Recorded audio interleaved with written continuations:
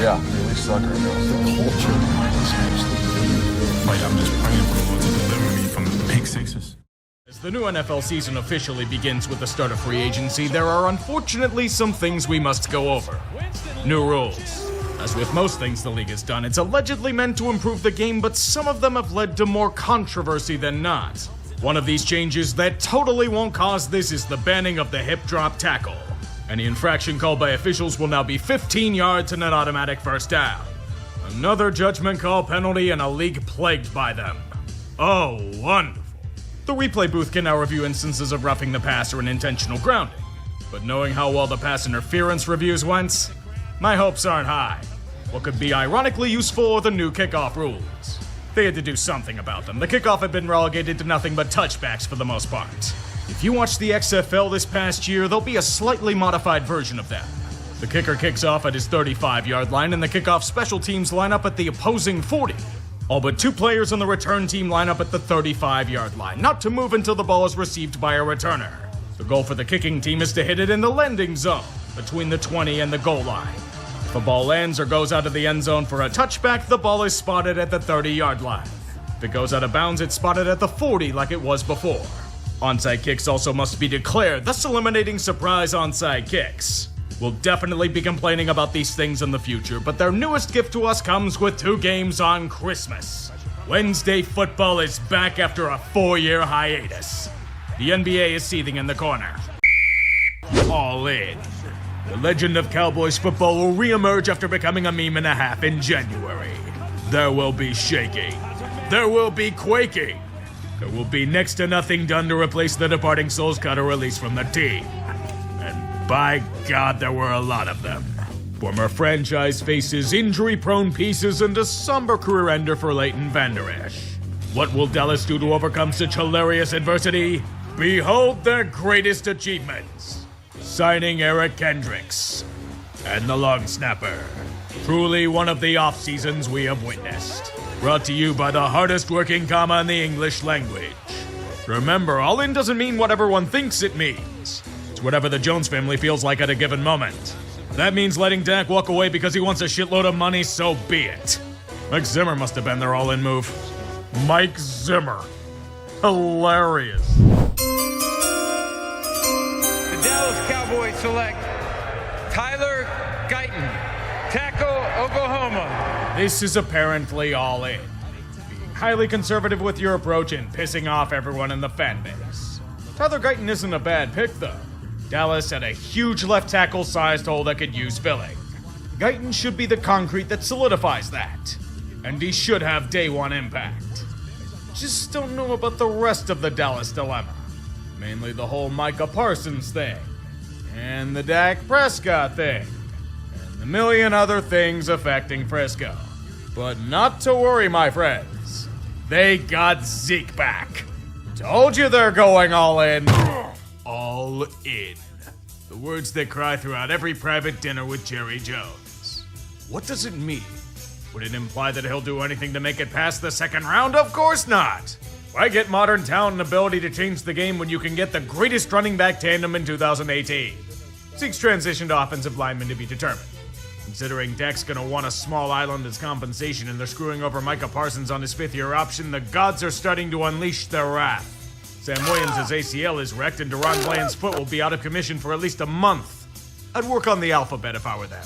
CeeDee Lamb held out for weeks and Jerry Boy took his sweet-ass time to cater to his demands. We all knew he was gonna pay up. Jerry loves his stars too much to let them walk. That's why he still thinks he's a good GM. There's one thing the NFL world as a collective would love, it's the Cowboys imploding on themselves like they did against the 7th seed. God, please, it would be so fucking funny. As you can tell, things are a bit less linear than in the past. New suitors are eager to stake the claim from the usual suspects. And the ones at the top will only relinquish such honor from their cold, lifeless hands. I think this year is a little of both. The NFC East has always been a conference that changes hands every year, so the Eagles will reclaim it for themselves. As for the NFC North, different story. I say Detroit reclaims it, but a few teams are hot on their tail. The NFC South, the conference we wish could be erased, goes to Atlanta simply by no Arthur Smith. And the NFC West, barring horrific injury, will be San Francisco's to lose yet again. Wildcards are a much trickier guess, yet I believe that Green Bay, Dallas, and Chicago take them. There are more than a few teams that I consider for these 3 spots, so I'm not dismissing them at all. But the NFC's just weird like that. It'll probably be wonkier than I expect. Someone was gonna pay Dak the big bucks. My bets were either on Jerry Boy or the Giants. I was hoping the Giants for selfish reasons. Yet as we all know, there is one major constant in life. Jerry loves his stars. Logical or not, he's gonna make sure they're paid for the brand and for his ego. There's only one thing he's screaming from his press box today. Here we go! Prescott gets 4 years and $60 million a year. $231 million guaranteed. Now the highest paid player in NFL history. For a mid-tier starting quarterback that's done little in January. Why extend him months earlier and save around $5 million per season when you can wait and force the market to raise his price? Jerry is the best GM in his own mind, you know. To be fair, they didn't have a choice, but how are they gonna pay Micah Parsons next year? I know Jones will find a way, but it'll involve shedding a lot of talent to do.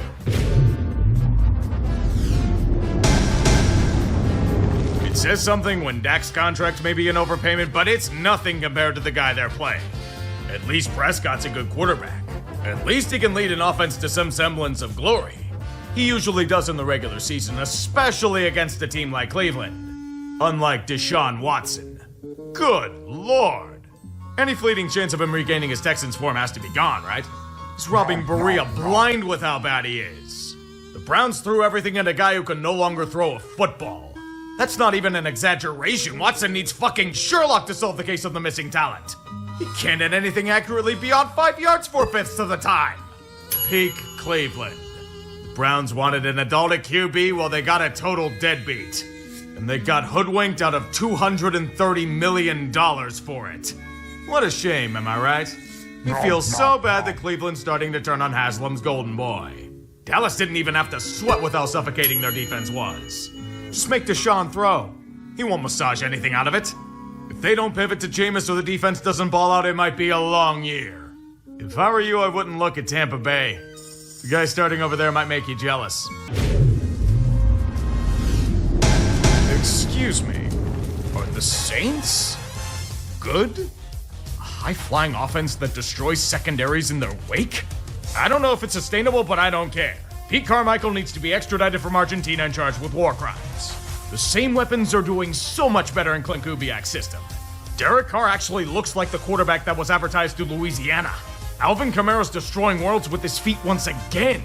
This unit can't be stopped on any of their first 6 drives. I'm gonna be cautious though. To be fair, it's very, very easy to look elite when your opponents are the Panthers and Hans Zimmer's senile cousin.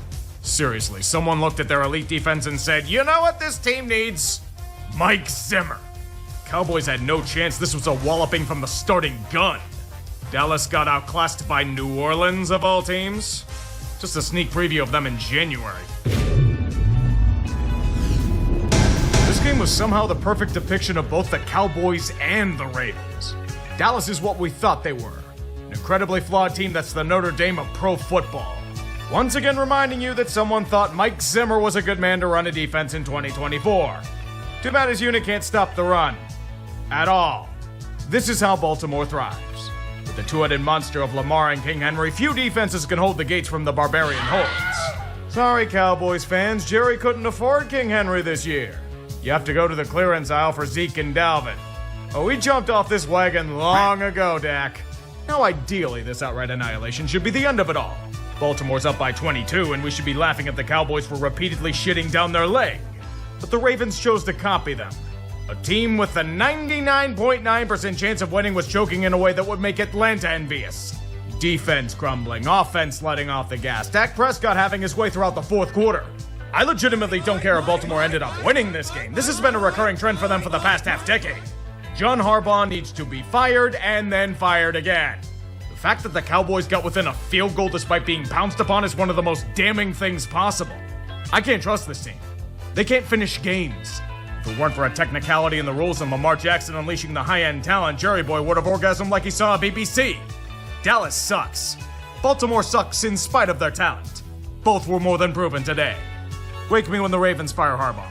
Until then, like Diddy, the fanbase should be on suicide watch. I figured this was going to be a close game. It's the overall trends of football this year. What I didn't expect was for the Cowboys to struggle this much and suffer that kind of attrition. The G-men were hanging tough, but just had no answers for the Dak to CD connection. To be fair, not many teams do. Give me a second, I have to wait for all these flags to stop flying. There we go. It says a lot more damning things about Dallas. You're supposedly an all-in team and you're having trouble against the Giants? They had no running game when people are running all over you. A real team would have beaten them by a lot more than 5 points. Any playoff caliber foe would have beaten them, yet New York tried to be like the commies and field goal them to death. Silly Giants, you don't have that power. The only might is in Pyrrhic victories. The price of winning is both DeMarcus Lawrence and Micah Parsons going down to injury. 2 of the few dudes that can do anything on that unit lost for weeks. Thank God it's just Pittsburgh coming up. You aren't gonna give up 400 yards to them, are you? Steelers are like that mid-game boss that has unbelievably predictable patterns and should be breezed over in about 3 minutes. If they suddenly pull off an unblockable one-hit kill move forcing you back to the last checkpoint. The agony will be prolonged with a lengthy weather delay and it will be further lengthened with endless bullshit. Welcome to death. Dallas doesn't have their 2 leading pass rushers, a banged-up secondary, and no linebacking core, yet the Steeler offense can do nothing. The Cowboys have been doubling them up in yardage all game long. Shit, this shouldn't be close. Dallas should be leading by 20. Yet the powers of Deus Ex Machina and high-end talent arise. Turnovers at the most inopportune times. Repeatedly. Why, you say? Because fuck you. Both of these teams are pretenders milking past glory, but narratives must be maintained. Black and Gold Brigade will finally move the damn ball to not only score a touchdown, but take the lead in the 4th quarter. Fortunately, the Cowboys' offense has been a machine all night. They'll push the envelope all the way to the goal line, but things are getting tense. The bullshit was almost real with a forced fumble, but Dak saved it at the last moment. 4th down has come. If you fail, Jerry's gonna kill one of you at random. Prescott. For the touchdown! It's Tolbert! Call off the assassination. I'm supposed to be happy for you that you won? Spent every opportunity trying to piss away the game, yet escape because the Steelers think it's the 1950s. Maybe next time the priciest in football can actually make a stop when it matters instead of fluky splash plays. Or maybe their offense won't be hot garbage. Oh well, such is life. Every time the NFL tried to post this game on YouTube, it got instantly blocked. This is adult content. Spank bank material for the entirety of the NFL world. Jerry Jones received a fantastic 82nd birthday gift in the form of being repeatedly punched in the balls. From an unbeaten streak at home to Dallas's worst home loss in 35 years. Detroit wanted to prove that the Cowboys were frauds. They did so in at least 50 different ways. Ref ball fucked them last year. So Dan Skipper will be reported as eligible on the first play of the game and many plays after that. Ritual humiliation and sacrifice throughout the day in defiance of Jerry's shrine. The Lions not only proved themselves superior, they imprinted their taint on every Cowboys player and fan in attendance. Total defeat for Dallas. Yet Jerry loves his yes men, so Mike McCarthy will stay in the back playing electric football. America didn't just win, it was a day-long celebration. January has come early. Yet even for this massacre, this feels like a terrible loss for Detroit as well. Monkey's Paw granted their wish for a win in the style of Pyrrhus. Aiden Hutchinson. Compound leg fracture. Season over. A horrific loss, not just for injury, but for the talent taken away from us as fans. Not only devastating the Lions for the season, but might cost them a Super Bowl run as well. He was their best defensive weapon, and now he's gone until next year at best. They humiliated Dallas in revenge, but at what cost? The toll extracted may have been far too great.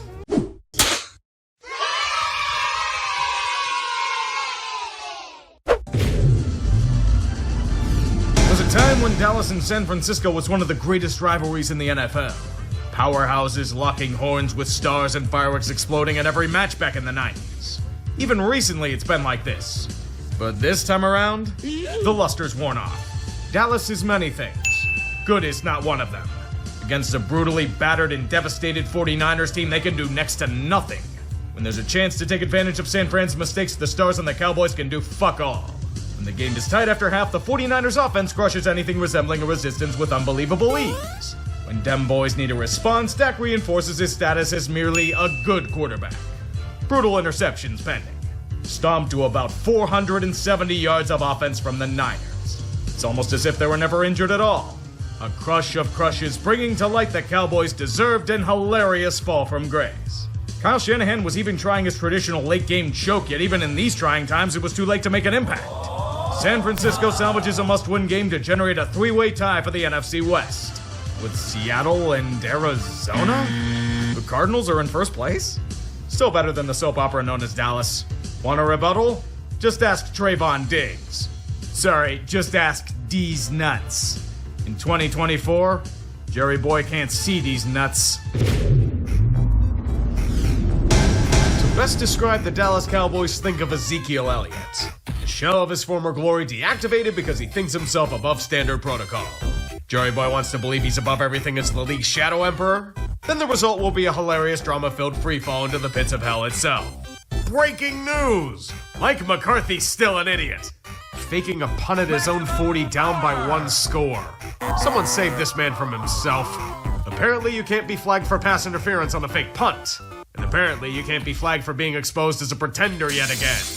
Atlanta laid down the hammer and a big fat steamer on the Cowboys' ambitions. Those ambitions only made sense to about 3 people, but the Falcons get another game to pad their division lead.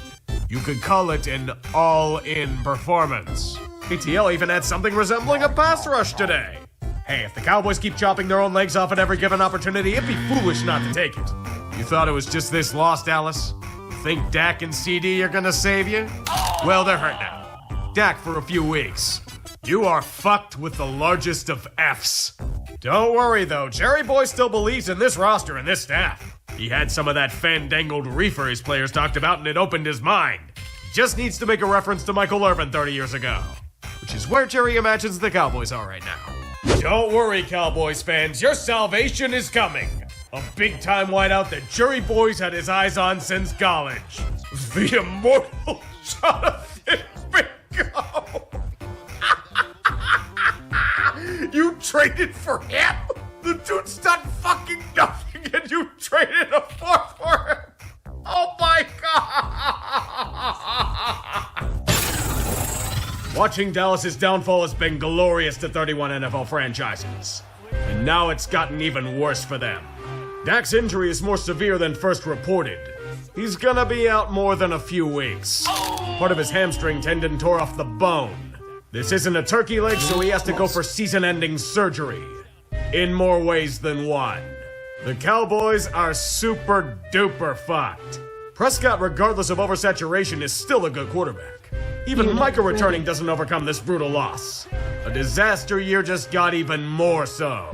Are you all in now, Mr. Krabs? Are you feeling the burning hole of desire that this season's causing you? It's so goddamn satisfying to watch. Injury aside, I have tremendous news for you, Dallas. You get to play the Eagles. And they aren't interested in playing down to competition today. Philly's gonna strip you so your skin feels the piercing cold wind. And then they'll make you walk in shame. Like in 2020, losing Dak showed you he's the only thing making this offense run anything.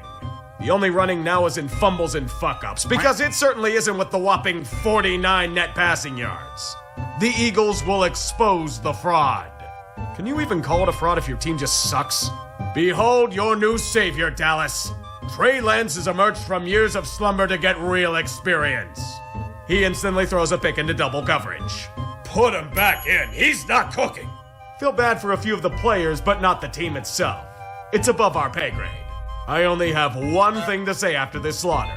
Don't you dare try to ask Jerry to put curtains over the stadium windows. Damn cancerous divas demanding protection from the sun's glare. What do you want him to do, take the stadium and push it somewhere else? And the moon would take over the glare. You seriously expect logic from stupid fans and journalists? Oh, Houston, will you ever cease to stop infuriating us at every turn? You're just lucky that Mike McCarthy went back to the fake punt in his own territory well again. Maybe he was traumatized by the piece of metal dropping from the roof before the game. He's a moron, we knew this, but I'm not shocked that it was a very close game for long stretches of time. The Texans have been doing this all year. Nothing but a struggling offense led by C.J. Stroud's sophomore slump and Laramie Tunsil's new favorite color, yellow. The only thing performing to ability right now on that end is Joe Mixon, and he debilitated this dead star with 3 TDs on the day. They're just lucky this time around. If they aren't facing a rotting corpse in the Cowboys, this game probably turns out differently. Hell, it was extremely close for over a half, yet Dallas kept shooting themselves in the dick. Houston gave them a gift by slapping them silly on a 64-yard field goal. They gave it right back on overnight shipping. You see that play call on 4th down trailing by 10? Cutting off half the damn field immediately. What a genius decision, Mike. At that point, the game turned on a dime. The Texans finally realized that they have divisional aspirations and buried Dallas in Jerry's dome. You just want to reach in your TV and slap some sense into Houston. They're capable of so much more than this. At least they won, but do they have to be so unsightly? The score was deceiving, kind of like Joe Mixon's elusiveness. I'll congratulate you when you beat a real team convincingly. What an absolute gong show that we witnessed. Good lord, these teams need to go right to the confessional to declare their sins, for there are far too many to state here. It wasn't a match where teams tried to win, but one where both strived to lose in unbelievable fashion. The last matchup was tequila, this one was straight up Everclear. Pure alcohol pounded until they black out from the cavalcade of fuck-ups parading down the street. It was a circus rivaling Barnum's Grand Traveling Museum. Bring out the freaks, because they're the only people that will take pleasure out of watching such a spectacle. This was a contest that featured a blocked field goal, a blocked punt, 2 kickoff return touchdowns, and 2 missed PATs. Special teams units are wearing dunce caps after this one. Good fucking God. It was chaotic evil. And for Washington, it's unbelievably alarming. The second half cliff is very real. They need to keep pace with Philly after pissing away the division lead. If the first 3 quarters resemble all the decorum and class of Disco Demolition Night, it's an unwatchable mess, but this is merely an appetizer. The football gods demand their fill, and these 2 teams will be their conduit. It's 13-9 Cowboys, and Washington has the ball. Or not. A fumble ruins their ambitions. Dallas takes the easy field position they gain and slices through the defense for a touchdown with ease. Now comes the chance to counter for Jaden Daniels. He may be injured to hell and back, but he's shown moxie even in this state. We'll mince whatever this Cowboys defense is supposed to be to bring it back within 3. Now, as long as their defense can hold, they'll be fine. Line drive to Turpin, and it bounces through his legs. Here he comes. Turpin spinning 3. Here he goes. Fastest man in the NFL. Turpin takes it all the way. Touchdown, Dallas. Commies fell for the oldest trick in the book. That's the kind of overpowered move you pull off in Madden 2003. So much for a 1-score game. Well, just get it back. And try not to fumble it this time. Jaden will try his damnedest to push the rock further. But it's only to field goal range. And the kick is drilled to bring it back within 7 points. Dallas doesn't do much with their drive, but it's a good position for them. They have to punt, but this is an impossible task for Jaden. No timeouts deep in their own territory with about 30 seconds left. No Hail Marys here. Do the commies have another miracle in them? Half a minute, no timeouts. Daniels throws down the sideline for Terry McLaurin. McLaurin is loose. Lightning strikes twice in Washington. Fucking Mike Zimmer defense is in the clutch. Good God, what a disaster! All you had to do was make a tackle, Dallas. This game is drunk. Give me the damn keys. You are driving tonight. Just kick the damn extra points. Oh my God, he missed! Oh my God! No! No! Oh my God! Oh God! Daddy! Stop, please! No! No! Oh no, he's returning it! Oh no! Oh God! No! Make it stop!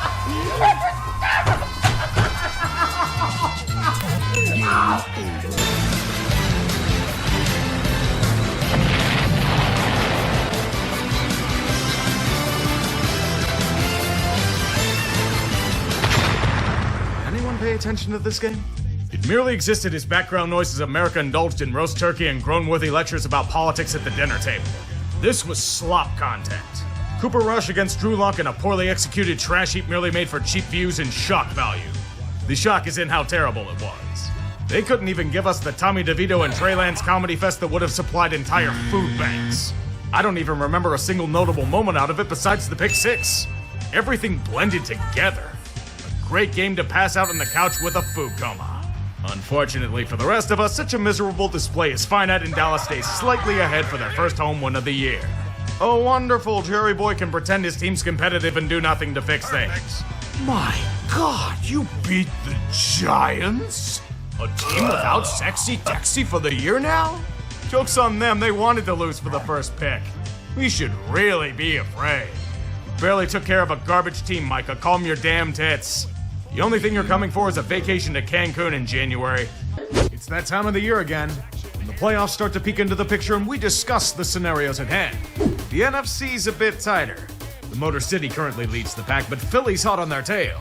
The division ranks are pretty safe otherwise. Seattle and Atlanta hold claim to some very weak conferences this year.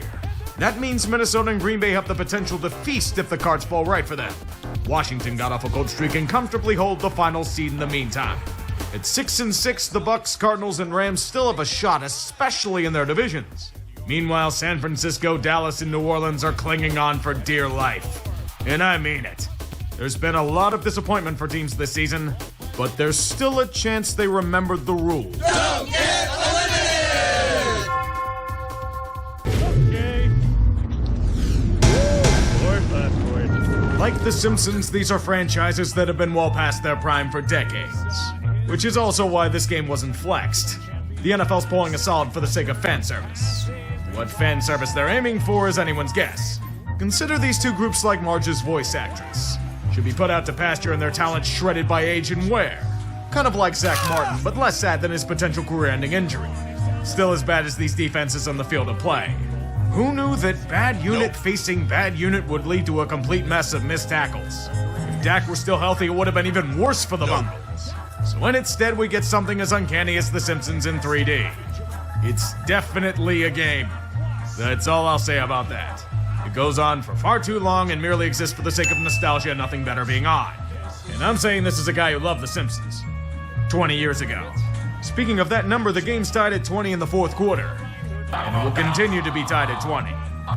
It's still tied at 20. Is either team gonna do anything?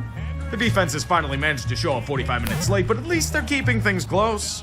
With time winding down, it feels like Dallas bullshit will prevail. Joe Burrow's head might have gotten all but ripped off, but Jerry Boy Venmo'd the refs to keep his team's minuscule chances alive. And they're gonna get more than that when they get the ball back. That's blocked! And picked up by Cincinnati out across the 46. Oh, didn't you people learn in high school? Peter, you imbeciles! Peter! That is such a Cowboys way to lose a football game. Have everything line up perfectly and then Amari Oruwariye becomes the second coming of Leon Lett. Way to go, you fool. The defensive momentum squashed and Jamar scores easily for Cincy to take the lead. Game over, season thrown in the perpetually burning tire fire. And the loss is far from the worst thing that happened to them tonight. DeMarvion Overshown has been one of the few bright spots on the Cowboys. That light shattered like his knee. So horrifying and brutal that he may be out all of 2025. What a fucking shame. It's official, the gods are pissed at Jerry Jones. We'll keep sleeping on Dallas, Micah. At this point, the whole franchise is jumping off the Springfield Gorge. 1 month left. Get your tickets to the postseason ready now or be left out in the cold. We know the drill by now. The NFC's road is still undecided. Detroit stays ahead with a crucial win over Green Bay, but Philly and Minnesota are still hot on their tail. Thanks to Atlanta's catastrophic implosion, Tampa Bay has reasserted itself for the NFC South lead. The Seahawks still remain on top of the NFC West, but things could be getting shaky there with a loss on Thursday. A bye week for Washington maintains their 7th seed, yet rivals remain. The Rams and Niners won in. There's a chance the Falcons could get their shit together. Arizona could make miracles happen. Probably not, but you aren't out of the dance until you hear the dreaded words told to a few teams already. You know them by heart. Don't get eliminated! Cowboys may have had their foolish playoff ambitions die last week, but Carolina's objective is to simply die. Despite being favored in this game and playing tight football against playoff contenders, they realize that they're actually a terrible football team. Bryce Young may have given the Panthers hope these past few weeks, but he was eaten alive here all game long. An absolute nightmare with 6 sacks and turnover production rivaling famous Jameis himself. 4 awful ones in a regression to the mean.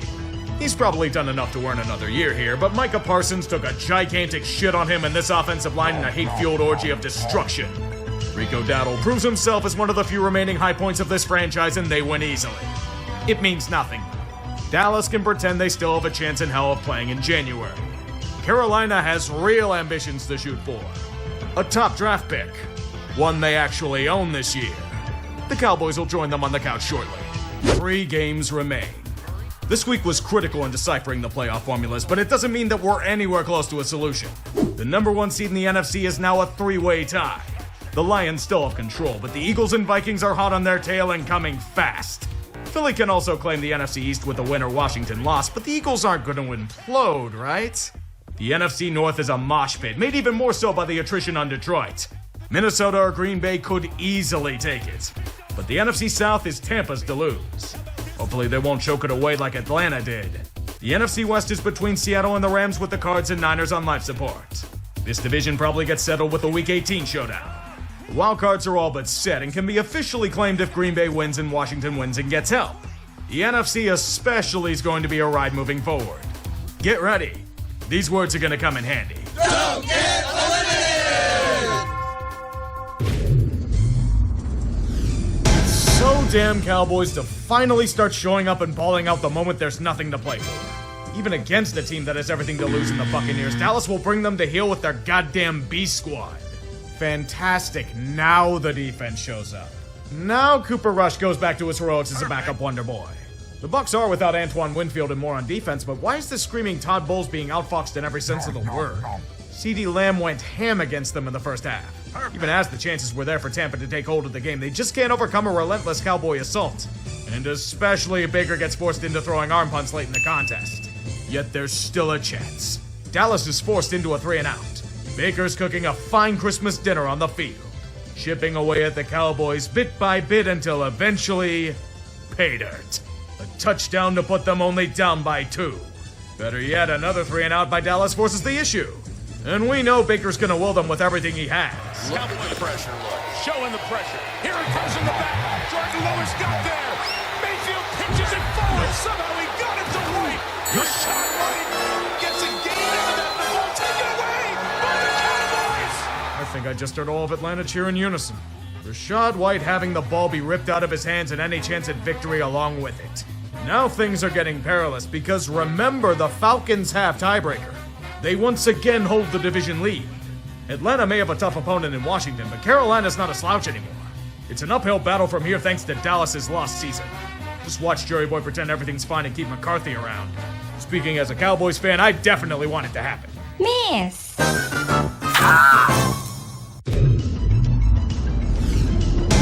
Despite the easy stretch for Philly, there's another curveball thrown into the picture. Jalen's still in concussion protocol. Another week of Kenny Mittens will frustrate Eagles fans everywhere. Nah, I'm just kidding, he did well. The Cowboys are down a significant chunk of their key playmakers. Perfect. Without their top man under center, Philly made easy work of a hated rival. Perfect. Saquon's free from purgatory and galloping to a 2,000-yard season. He's reached his peak as a generational player behind a quality O-line. Between him and a composed Kenny Pickett, it's a cool breeze for the Eagles.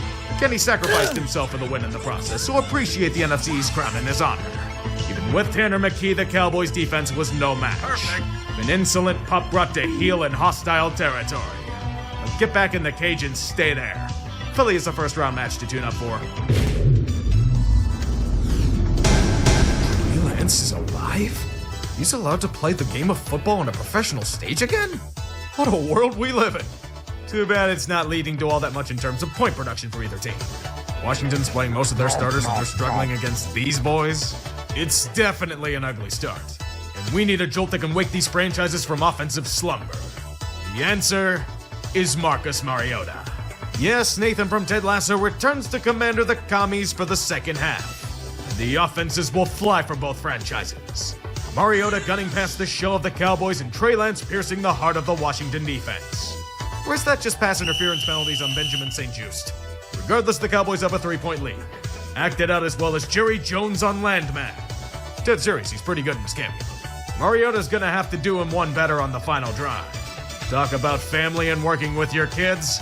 Marcus is gonna make sure they're biting the dust. Immaculate and precise, managing the clock perfectly down to the goal line with mere seconds left. Enough playing. Strike them down where they stand. And then going into this next game potentially on a Saturday. It's second and goal. End zone shot for the lead. It's McLaurin. He's got it. Washington is in front. It's like an encore presentation of them against Philadelphia. The reward is not having to face them. Dallas simply doesn't give a shit, and McCarthy should have been out of here before he stepped foot in the locker room, but Marcus Mariota has proven superior. That may have saved their postseason hopes for a week. Keyword is may. Cowboys really are America's team. Fans across the country are actively relishing in their hilariously self-inflicted demise. Jerry Boy's got a fetish. All in their ass. Everything going against them in the best comedy of the season. Every time they pivoted to Jerry in his press box, he'd squirm while the rest of us laughed at him. In the meantime, all his stars would get injured. It's all Jones' fault and we know it. The running game was atrocious until Rico Dowdle emerged. You allegedly couldn't afford Derrick Henry, but are paying $5 million guaranteed to Trey Lance of all people. He's developed as well as bacteria at absolute zero. You played chicken with Dak and CD, yet neglected wide receiver 2, the interior D-line, and secondary depth. Remember, he's the best GM the Cowboys could have in his own mind. It truly showed in this train wreck of a year. Now, they not only have to fill the gaping holes throughout their roster, they'll need to replace Zach Martin's huge presence, as well as the Marvian over shown since the gods hate Jerry Jones. He does it to himself. Mike McCarthy was a dead man walking, but they rejected the Bears' request to interview him. Did they let him go anyway? So lowballing him failed. Who the hell are they getting? Brian Schottenheimer! You hired him! He's been terrible everywhere he's gone. He didn't call plays here. Oh, Jerry never fucking changed, my man. I love you so much.